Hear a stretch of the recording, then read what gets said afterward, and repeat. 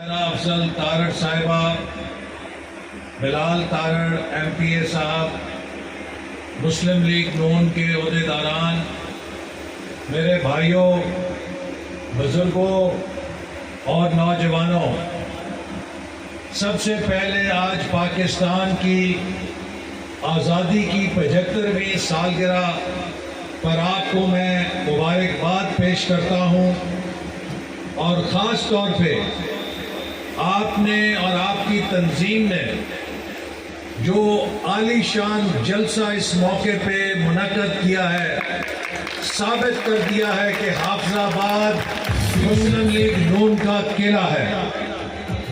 میرے بھائیوں، میرے نوجوانوں، پاکستان ہم نے قائد اعظم کی قیادت میں ایک تاریخی جد و جہد کے نتیجے میں حاصل کیا تھا۔ قائد اعظم نے جب پاکستان کا مطالبہ کیا 23 مارچ 1940 کو، تو اس وقت کے جو سقراط اور بقراط تھے وہ اسے دیوانے کا خواب کہتے تھے۔ مسلمانوں کے پاس دولت نہیں تھی، کرسی نہیں تھی، ان کے پاس عہدے نہیں تھے، ان کے پاس طاقت نہیں تھی، لیکن ان کے پاس جذبہ تھا، اور 7 سالوں کے اندر انہوں نے دنیا کے نقشے پر پاکستان کی ریاست کو قائد اعظم کی قیادت میں حقیقت بنا کر ساری دنیا کو داؤں کر دیا۔ میرے بھائیوں، پاکستان کو قائد اعظم نے کسی گولی کی طاقت سے، کسی بندوق کی طاقت سے، کسی توپ کی طاقت سے یا کسی جنگ کی طاقت سے حاصل نہیں کیا تھا۔ قائد اعظم نے پاکستان کو ووٹ کی طاقت سے حاصل کیا تھا۔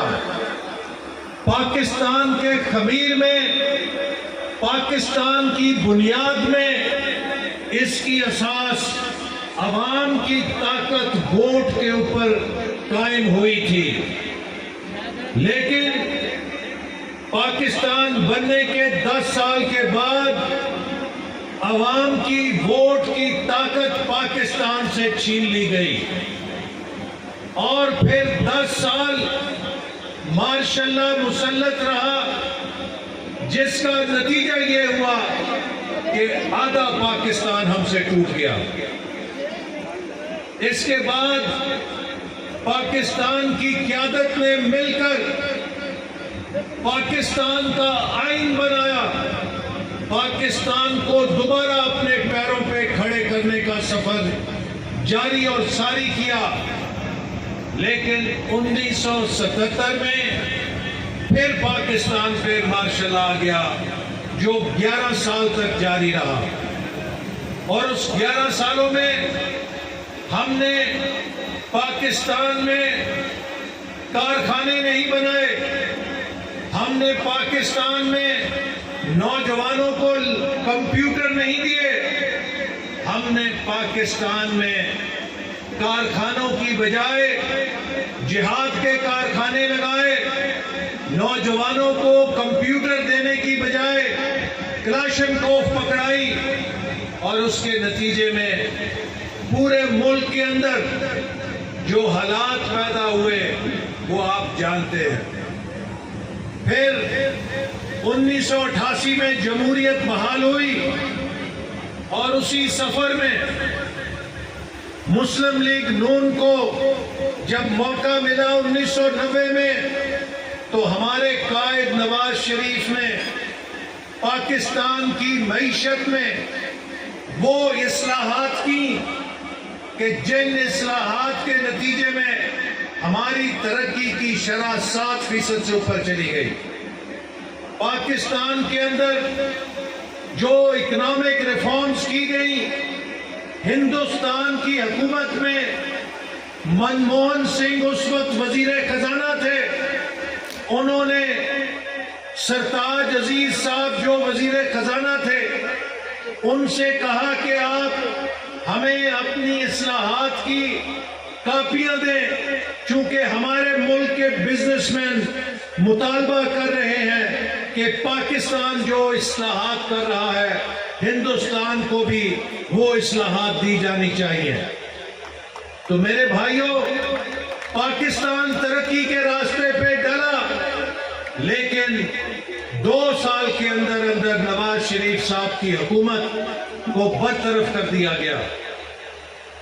اس کے بعد پھر 1997 میں ہماری حکومت بحال ہوئی، آپ کے طاقت سے، آپ کی ووٹ کی طاقت سے، اللہ کی مہربانی سے دوبارہ آئی۔ اور جب 1997 میں حکومت آئی تو میں بھی اس وقت 38 29 39 سال کا نوجوان تھا۔ آج میرے سارے بال سفید ہیں، اس وقت میرے داڑھی اور سر کے تمام بال سیاہ تھے۔ مجھے میرے قائد نے پوچھا کہ آپ حکومت میں کیا کرنا چاہتے ہیں؟ تو میں نے کہا کہ میں امریکہ سے پڑھ کر آیا ہوں، میں کوئی لکھا پڑھا کام کرنا چاہتا ہوں ملک کے لیے۔ تو جیسے ملیشیا میں مہاتیر نے ویژن 2020 بنا کے ایک 20 سال کا طویل المیعاد منصوبہ بنا کے ملیشیا کو ترقی دی ہے، ہم بھی پاکستان کو اس طرح ایک منصوبہ بنا کے ترقی دے سکتے ہیں۔ تو اس وقت ہم نے پاکستان کے لیے 2010 پروگرام شروع کیا، جس کا مقصد یہ تھا کہ 2010 تک پاکستان دنیا میں متوسط آمدنی کا ملک بن جائے، کم آمدنی سے نکل کر متوسط آمدنی میں آئے، اور تاکہ ہم اس کو پھر اعلیٰ آمدنی کی طرف لے کے جا سکیں۔ اسی دوران پاکستان کو بھارت نے چیلنج کیا اور بھارت نے 5 ایٹمی دھماکے کیے، اور بھارت کا خیال تھا کہ یہ نئی حکومت آئی ہے، ان کی معیشت کمزور ہے، یہ پابندیوں کے ڈر سے ہمارا جواب نہیں دے سکیں گے۔ تو میرے بھائیوں، ہمارے قائد جناب نواز شریف نے سائنسدانوں کو بلا کے کہا کہ دیکھو، بھارت نے 5 دھماکے کیے ہیں، پاکستان کو 6 دھماکے کرنے چاہیے تاکہ کسی کو ہمارے ارادے کے بارے میں مغالطہ نہ رہے کہ پاکستانی قوم اپنی آزادی، اپنی خود مختاری کے بارے میں کوئی سمجھوتا نہیں کر سکتی۔ تو میرے بھائیوں، 1998 میں پاکستان نے جب 6 ایٹمی دھماکے کیے تو بھارت کا وزیر اعظم بس پہ بیٹھ کے پاکستان امن کے لیے آیا کہ آئیں ہم مل کر امن کے ساتھ اپنے مسئلے حل کریں۔ پھر نواز شریف نے کہا کہ ہم نے پاکستان کا دفاع ناقابل تسخیر بنا دیا ہے، اور امریکہ کے 5 صدر کے فون کال آئے، اربوں ڈالر کی پیشکش کی گئی کہ ایسا نہ کرو، لیکن اس نے پاکستان کے دھرتی کا بیٹا ہونے کی حیثیت سے اس لالچ کو ٹھکرایا، ان دھمکیوں کو ٹھکرایا، اور پاکستان کو دنیا کی پہلی اسلامی ایٹمی طاقت بنا کر دکھایا۔ تو جب ہم نے ایٹمی صلاحیت حاصل کر لی تو نواز شریف نے اعلان کیا کہ اب ہم پاکستان کی معیشت کو ناقابل تسخیر بنائیں گے، اور ہم پروگرام 2010 پر عمل کریں گے۔ تو میرے بھائیوں، 1 سال کے اندر اندر نواز شریف کی حکومت کا تختہ الٹ دیا گیا۔ اگر نواز شریف نے کوئی جرم کیا تھا تو اس سے امریکہ کا ناراض ہونا تو بنتا تھا، لیکن اپنے ملک میں کسی کا ناراض ہونا نہیں بنتا تھا. لیکن پھر ماشاءاللہ لگ گیا. اور کیا ہوا کہ امریکہ کی جنگ افغانستان میں جو امریکہ لڑ رہا تھا، جنرل مشرف اس جنگ کو کھینچ کے پاکستان کے اندر لے آیا، اور صرف امریکہ کی مدد حاصل کرنے کے لیے قبائلی علاقوں میں آپریشن کیے جاتے تھے. جب بھی امریکہ کا کوئی اعلیٰ عہدیدار پاکستان آتا تھا تو اس سے پہلے قبائلی علاقوں میں جنرل مشرف آپریشن شروع کر دیتا تھا. پھر اسی دوران لال مسجد کا واقعہ پیش ہوا. پاکستان میں خود کش بمباری کا لامتناہی سلسلہ شروع ہو گیا، اور ہم نے مسلم لیگ نون نے اس دور میں جنرل مشرف کے سامنے کھڑے ہو کے کلمہ حق ادا کیا، اور ہمارے قائد نے کسی قسم کا سمجھوتا کرنے سے انکار کر دیا.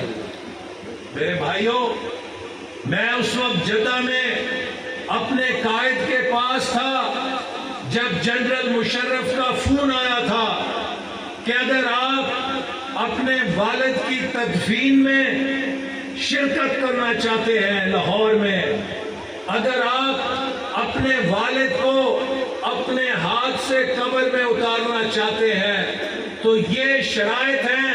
اگر آپ ان شرائط کو قبول کرتے ہیں تو آپ کو پاکستان آنے کی اجازت ہے. لیکن نواز شریف نے میرے سامنے کہا کہ مجھے کوئی شرط قبول نہیں ہے، اور اس نے اپنے بیٹے ہونے کی حیثیت سے اس باپ کے جسم کو جس سے وہ عقیدت کی حد سے زیادہ پیار کرتا تھا، جدہ ایئرپورٹ کے اوپر کفن میں جہاز میں لگتے ہوئے بے بسی اور لاچاری کی تصویر کے ساتھ دیکھا، لیکن اس نے اپنے اصولوں پر کوئی سمجھوتا نہیں کیا. پھر جنرل مشرف کا دور ختم ہوا. ہم پھر ایک جد و جہد کے نتیجے میں 2013 میں حکومت میں آئے. تو مجھے پھر ہمارے قائد نے سینئر لوگوں سے پوچھا کہ آپ کون کون سے شعبوں میں خدمت کرنا چاہتے ہیں. تو میں نے پھر انہیں کہا کہ جو کام 2010 کا ادھورا رہ گیا تھا، میں چاہتا ہوں کہ ہم اسے مکمل کریں اور پاکستان کو 2025 تک ہم دنیا کی پہلی 25 معیشتوں میں شامل کرنے کے لیے منصوبہ بندی کریں، اس پہ عمل کریں، اور اپنے ملک سے غربت کو ختم کریں، بے روزگاری کو ختم کریں، بیماری اور جہالت کو ختم کریں. تو میرے بھائیوں، ہم نے اپنے وزیر اعظم کی قیادت میں پاکستان کا ویژن 2025 بنایا، اس پہ کام شروع کیا، اور جب اس کے اوپر کام شروع کیا تو پھر سقراطوں اور بقراطوں نے کہا کہ بھائی آپ نہیں دیکھتے پاکستان میں 16 گھنٹے بجلی نہیں آتی، آپ نہیں دیکھتے ہر روز ایک خودکش بمبار پھٹتا ہے، درجنوں پاکستانی مارتا ہے، آپ ہمیں یہ کون سا خواب اور چورن بیچ رہے ہیں کہ 2025 تک پاکستان پہلی 25 معیشتوں میں آ جائے گا. تو میرے بھائیوں، ہمارے جذبے سچے تھے، ہمیں پتا تھا ہم نے کیا کرنا ہے. ہم نے اپنے قائد کی قیادت میں محنت سے کام شروع کیا. اللہ تعالیٰ نے سی پیک کی صورت میں ہمیں ایک بونس عطا کیا، اور 3 سالوں کے اندر ہم نے سی پیک منصوبے کے تحت 29 ارب ڈالر کی سرمایہ کاری پاکستان میں لگا کر ایک ریکارڈ قائم کیا. پاکستان میں 11,000 میگا واٹ بجلی کے نئے منصوبے لگے. پاکستان میں 2000 کلومیٹر سے زیادہ موٹر ویز بنی. آج کراچی سے جو شخص لاہور، اسلام آباد، ملتان، پشاور جانا چاہتا ہے وہ جہاز کا کرایہ بچوں کے ساتھ نہیں خرچتا، وہ اپنی گاڑی کے اوپر بچوں کے ساتھ بیٹھ کے لاہور، اسلام آباد گھنٹوں کے اندر پہنچ جاتا ہے. آج پورے ملک کے اندر ایک کنیکٹیویٹی کا، ایک رابطے کا انقلاب ان موٹر ویز کے نتیجے میں آ چکا ہے. آج کے دور کا اگر کسی کو جدید پاکستان کا شیر شاہ سوری کہا جا سکتا ہے تو وہ نواز شریف ہے، جس نے ملک کے اندر موٹر ویز کا جال پھیلا دیا. اور جب ہم نے یہ منصوبے مکمل کیے تو دنیا کا بڑا ادارہ ہے پرائس واٹر ہاؤس کوپرز، جو پوری دنیا کی درجہ بندی شائع کرتا ہے کہ دنیا کی معیشتیں کہاں پر جا رہی ہیں، تو اس نے 2030 کے لیے پاکستان کو دنیا کی پہلی 20 معیشتوں میں شامل کیا کہ اگر پاکستان اسی رفتار سے چلتا رہا جس رفتار سے چل رہا ہے تو یہ 2030 تک دنیا کی پہلی 20 معیشتوں میں شامل ہو جائے گا. آپ اندازہ کریں اگر ہم اس سفر پہ آج جاری اور ساری ہوتے تو آج پاکستان کہاں کھڑا ہوتا. لیکن 2018 میں پاکستان کی قسمت کے ساتھ کھیلا گیا. اور میں جیسے آپ ایک دیہاتی ضلع ہیں، نارووال بھی میرا دیہاتی ضلع ہے. میں اپنے الیکشن میں ہر گاؤں میں ہر تقریر میں لوگوں سے 2 سوال کرتا تھا. پہلا سوال یہ کرتا تھا کہ بتاؤ کتنوں کے پاس موٹر سائیکل ہے. تو آج کل ہر کسی کے پاس موٹر سائیکل ہے تو پورا مجمع ہاتھ کھڑا کر دیتا تھا. پھر میں ان سے کہتا تھا کہ اگر تم سے تمہارا کوئی دوست، تمہارا کوئی بھائی جس نے زندگی میں کبھی موٹر سائیکل کو کک نہیں ماری، چابی مانگے کہ میرا بڑا جی کرتا ہے کہ میں موٹر سائیکل چلاواں، تو کیا اس کو چابی دو گے؟ کہ نہیں جی کدے بھی نہیں دیں گے. تو میں پوچھتا تھا کیوں نہیں دو گے؟ کہ جی اناڑی ہے، کسے کاندھ وچ بجے گا، یہ بس تھلے آئے گا، کسے کھائی وچ ڈگے گا، اپنا سر بھی پاڑے گا کہ موٹر سائیکل بھی پہنے گا.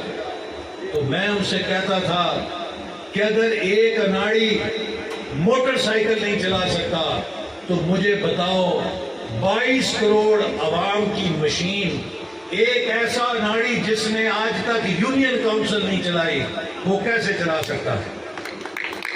تو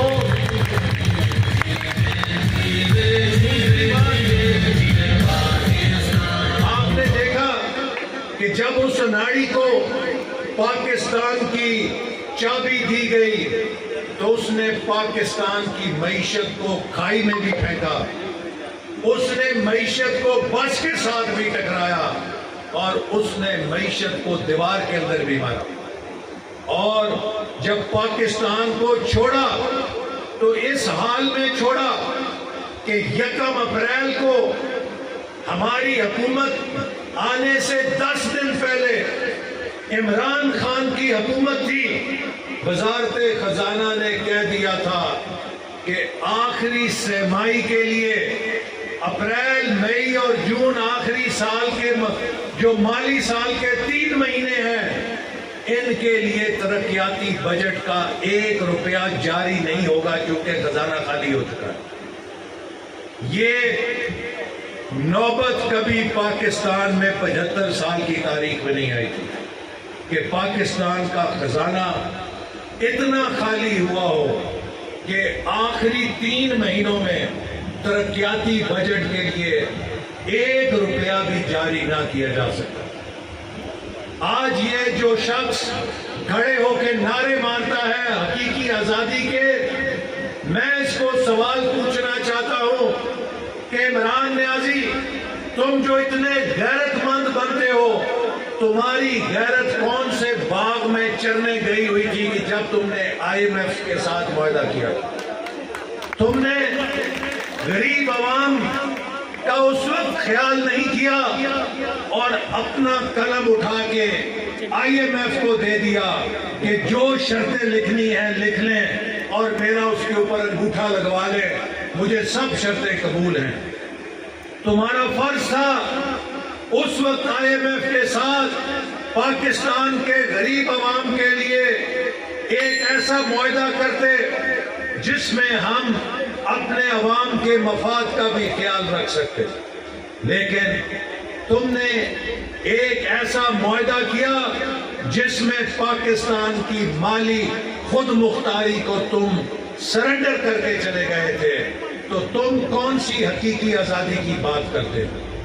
تو میرے بھائیوں، 2018 میں پہلی بات اناڑی کی اور دوسری مثال میں اپنے لوگوں کو یہ دیتا تھا کہ تم سب اپنے گاؤں میں اپنے گھر بناتے ہو، اگر ایک مستری لاتے ہو وہ گھر کی بنیادیں لگا دیتا ہے، تو جب ان بنیادوں پہ دیواریں کھڑی کرنے کی باری آتی ہے تو کیا نیا مستری لے کر آؤ گے یا اس بنیاد پہ اسی مستری سے دیوار کھڑی کراؤ گے جس نے بنیاد رکھی ہے؟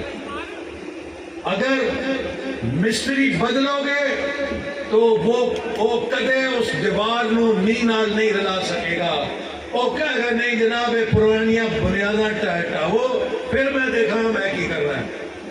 تو لہٰذا آپ نے دیکھا کہ 2018 کے بعد عمران خان نے پشاور سے لے کے کراچی تک ایک نیا کمرہ نہیں بنایا، یہ ان تمام بنیادوں کو ڈھانے میں لگا رہا جو ہم نے 2013 اور 18 کے درمیان رکھی۔ سی پیک کو تباہ کر دیا، اس کے 4 سالوں میں $1 کا نیا منصوبہ سی پیک کا شروع نہیں ہوا، اس کے 4 سالوں میں پاکستان قرضوں کے دلدل کے اندر دھنس گیا۔ میں عمران نیازی کو کہتا ہوں، عمران نیازی جب تقریر کرتے ہو تو اپنی تقریر میں 70% بات اپنے 4 سالوں کی کیا کرو کہ تم نے 4 سال میں کیا کیا ہے۔ تم کسی NGO کے لیڈر نہیں ہو، تم کوئی نئے نویلے لیڈر نہیں ہو جو سیاست میں پہلی دفعہ آیا ہے۔ 8 سال سے تمہاری خیبر پختونخوا میں حکومت ہے اور وہاں کے لوگ تمہاری حکومت کے خلاف آج بھی بنی گلا کے احتجاج کرتے ہیں۔ تم نے 4 سال پاکستان کی حکومت کی ہے، بتاؤ پشاور سے کراچی تک ایک منصوبے کا نام مجھے کوئی، میں چیلنج کرتا ہوں کہ PTI کا کوئی بندہ ایک منصوبے کا نام گرا دے کہ یہ ایک منصوبہ عمران خان نے سوچا، بنایا، مکمل کیا اور یہ قوم کو تحفے میں دے کر گیا ہے، سوائے مہنگائی کا جن بوتل سے باہر نکالا، غربت کا جن بوتل سے باہر نکالا، بے روزگاری کا جن بوتل سے نکالا، پاکستان کی معیشت کو دیوالیہ کر دیا، پاکستان کے دوست ملکوں سے پاکستان کے تعلقات خراب کر دیے، کشمیر کو مودی کو دے دیا۔ بھارت نے وہ کام کر دیا عمران نیازی کے دور میں جو کبھی 70 سال میں اسے جرأت نہیں ہوئی تھی، اس نے کشمیر کو ہڑپ کر لیا اور عمران نیازی اپنی پھرتیاں دکھاتا رہا وزیر اعظم ہاؤس کے اندر۔ آپ نے وہ بندر کا لطیفہ سنا ہے نا کہ ایک دن ایک جنگل میں بندر نے جانوروں کو ورگلا لیا، اس نے کہا کہ یہ شیر کی بادشاہی کیوں مانتے ہو اور اس بادشاہ کے خلاف بغاوت کرتے ہیں؟ تو اس نے ان جانوروں کو ورگلا کے خود کو جنگل کا بادشاہ بنا لیا۔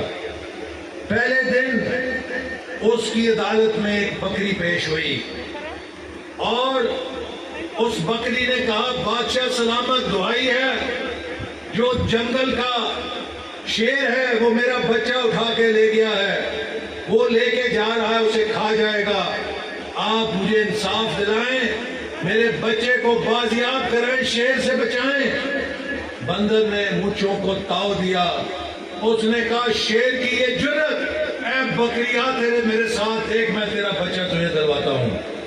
اور اس بندر نے چھلانگ ماری کبھی ایک ٹہنی پہ، وہاں سے چھلانگ مارے دوسری ٹہنی پہ، وہاں سے چھلانگ مارے تیسری ٹہنی پہ۔ وہ بکری دعائیاں دے رہی تھی، بادشاہ سلامت ہو، شیر میرا بچہ کھا گیا ہے، کچھ کرو۔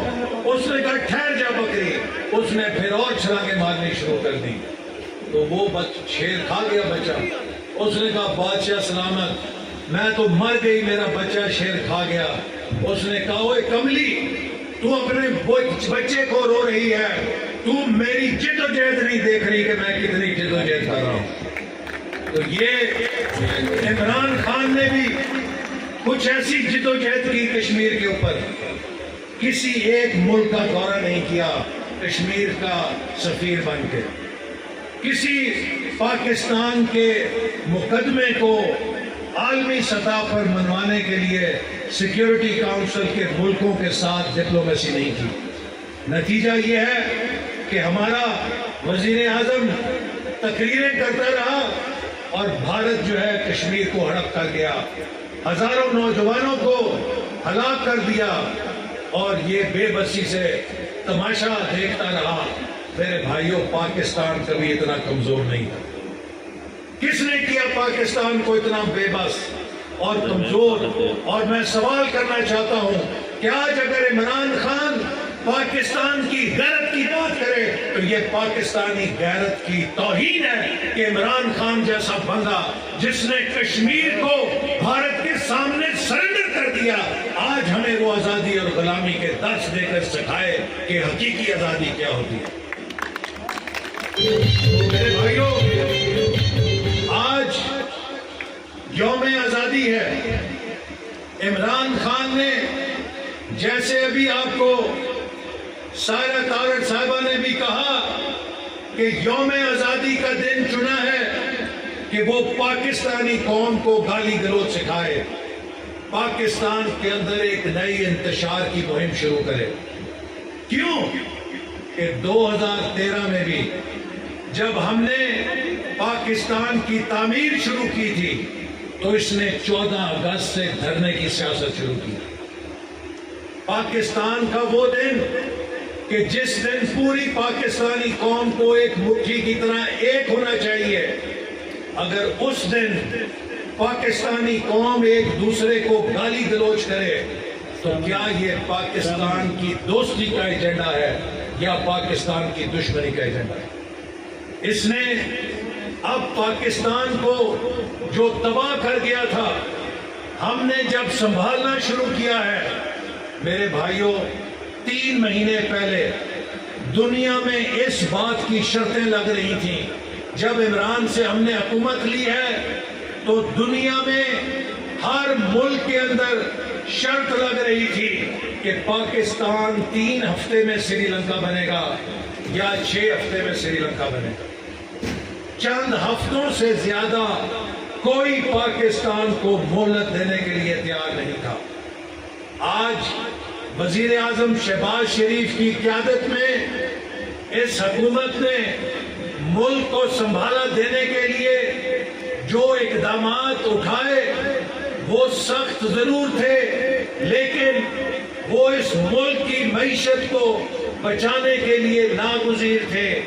آج الحمدللہ 3 مہینے کے بعد دنیا میں کوئی ایسا ملک نہیں، دنیا میں کوئی ایسا ادارہ نہیں جو پاکستان کی سری لنکا بننے کی پیشن گوئی کر رہا ہو۔ ہم نے پاکستان کی تباہی کا وہ منظرنامہ جو سامنے کھڑا تھا اس کو مٹا دیا ہے اور پاکستان کو دوبارہ اپنے پیروں پہ الحمدللہ کھڑا کر دیا۔ یہ معمولی کارنامہ نہیں، یہاں سے ہم نے آگے کی طرف جانا ہے، اور اگر 1 سال پاکستان کے لیے بڑا اہم ہے، اگر ہم انتشار سے بچتے ہوئے ایک اصلاحاتی پروگرام پہ چلتے رہے تو آپ دیکھیں گے کہ پاکستان کی معیشت دوبارہ پھلنے پھولنے لگے گی، وہی پی ٹی آئی کے لوگ اب آنکھوں میں اب دانتوں میں انگلیاں لے کے بیٹھے ہیں جو کہتے تھے کہ ڈالر کے مقابلے میں روپیہ 300 روپے پہ جائے گا. آپ نے دیکھا کہ روپیہ 240 سے واپس آ گیا ہے, اب 215 یا 19 پہ ہے. اور مجھے لوگ بتا رہے ہیں کہ بازاروں میں لوگ ڈالر لے کے بیچنا چاہتے ہیں لیکن اب خریدار نہیں مل رہے. اور انشاءاللہ تعالی آپ دیکھیں گے کہ بہت جلد یہ روپیہ ڈالر کے مقابلے میں 200 روپے سے بھی نیچے آئے گا انشاءاللہ تعالی. عمران خان کو اس بات کی تکلیف ہے کہ پاکستان بحالی کی طرف چل پڑا ہے. میرے بھائیوں, میرے نوجوانوں, حقیقی آزادی کا مطلب یہ ہے کہ پاکستان کی معیشت کو کمزور ہونے سے بچایا جائے. حقیقی آزادی کا مطلب یہ ہے کہ پاکستان کسی کا دست نگر نہ ہو. حقیقی آزادی کا مطلب یہ ہے کہ ہم پاکستان کو خود کفیل کریں. ہم نے 2018 میں گندم میں خود کفیل کیا, کپاس میں خود کفیل کیا, چینی میں خود کفیل کیا. آج جب ہمیں پاکستان ملا ہے تو 3 ملین ٹن گندم ہم درآمد کر رہے ہیں, چینی ہم درآمد کر رہے ہیں, کپاس ہم درآمد کر رہے ہیں. عمران خان, یہ کون سی حقیقی آزادی ہے جو 4 سالوں میں تم پاکستان جیسے زرعی ملک کو بھی دوسروں کا دست نگر بنا گئے ہو, اور وہ پاکستان جو زراعت میں خود کفیل تھا اس کی خود کفالت کو ختم کرنا اگر حقیقی آزادی ہے تو پھر جاؤ اپنے دماغ کا علاج کراؤ. یہ حقیقی غلامی ہے جس کا سودا تم بیچ رہے ہو. جس راستے پہ تم نے پاکستان کو 4 سال چلایا, اگر خدا نہ خواستہ اس راستے پہ 6 مہینے ہم اور چلتے تو نہ جانے عالمی طاقتیں ہم سے کیا کیا معاہدے کرا کے ہم سے کیا کچھ چھین لیتی. ہم نے پاکستان کو بچایا. اور آج یہ عمران نیازی سمجھتا ہے کہ میں نوجوانوں کو برگلا لوں گا. آخر میں میرے بھائیوں اور دوستوں, اس بات کو ذرا غور سے سننا, یہ بڑی اہم بات ہے. جرمنی میں ایک لیڈر پیدا ہوا تھا, اس کا نام ہٹلر تھا. ہٹلر نے اپنی رنگ بازی کی تقریریں کر کر کے, اپنے جوشیلے خطاب کر کر کے, اپنے پروپیگنڈے سے ایک دفعہ جرمن قوم کو پیچھے لگا لیا. لیکن اس کے بعد جرمنی اور دنیا کی جو تباہی ہوئی, چونکہ وہ لیڈر انا پرست تھا, خود غرض تھا, اس نے اپنے اقتدار کے لیے پوری قوم کو جھونک دیا. آج آپ جرمنی کے کسی آدمی سے ہٹلر کا نام لیں, اس دور کا نام لیں, تو وہ سر اپنا شرم سے جھکا کے کہتا ہے کہ ہم سے اس دور کی بات نہ کریں, ہماری مت ماری گئی. میرے بھائیوں, ہٹلر نے کیا کیا تھا؟ ہٹلر نے بڑی جوشیلی تقریریں کر کے جرمن قومیت کو ابھارا تھا, جرمن قوم کے جذبات کو ساتھ کھیلا تھا, اور ان کے اندر اس وقت وہاں کے جو یہودی تھے ان کے خلاف نفرت ابھاری تھی. اس نفرت میں جرمن قوم کو جنونی اور اندھا کیا تھا, اور اس کے بعد اس نے اس جنون پرستی کے ساتھ جرمن قوم سے پوری دنیا پہ حملہ کرایا, تباہی کرائی, اور اپنے پروپیگنڈے کے ساتھ قوم کو پیچھے لگا دیا. آج عمران نیازی بھی ہٹلر کی کتاب کو پڑھ کے پاکستان میں اپنی تقریروں کے ذریعے اپنے جذبات کو لوگوں کے ابھار کے کبھی مذہب کا جذبہ لیتا ہے. بے شرم اتنا ہے کہ مائک کے اوپر اس کا بندہ اس کو کہتا ہے, خان صاحب ذرا مذہب کا ٹچ دے دیں. مذہب ہوا کہ کوئی میوزک ہو گئی کہ ٹچ دے دیں, اسلامی ٹچ دے دیں, اور پھر یہ نبی پاک صلی اللہ علیہ وسلم کا ٹچ میں سے ذکر شروع کر دیتا ہے، نعوذ باللہ. یہ نہیں کہ مذہب کے ساتھ کھیلتا ہے. کیوں کھیلتا ہے؟ کہ لوگوں کے جذبات کے ساتھ کھیلے، لوگوں کو کلمے پڑھ پڑھ کے اپنے پیچھے لگائے. ہٹلر نے بھی اسی طرح کیا تھا، جرمن قوم کے جذبات سے کھیلا تھا. اس کا اصول یہ تھا کہ جھوٹ اتنا بولو، اتنے اعتماد کے ساتھ بولو کہ لوگوں کو سچ لگنا شروع ہو جائے. تو عمران خان بھی اس اعتماد کے ساتھ جھوٹ بولتا ہے، یہ شرم کیے بغیر کہ صبح اس نے کیا بات کی تھی، شام کو کوئی اور بات کر دیتا ہے. تو پروپیگنڈے سے، سوشل میڈیا سے یہ چاہتا ہے کہ لوگوں میں نفرت کا زہر پھیلائے، لوگوں میں ان کے جذبات کو ابھارے اور اپنی انا کو تسکین دے.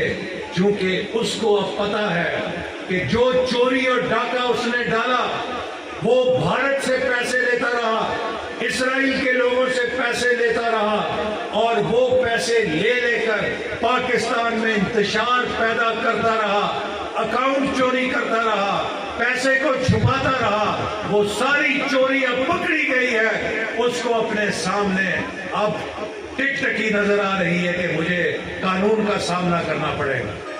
عارف نقوی سے پیسے لیتا رہا.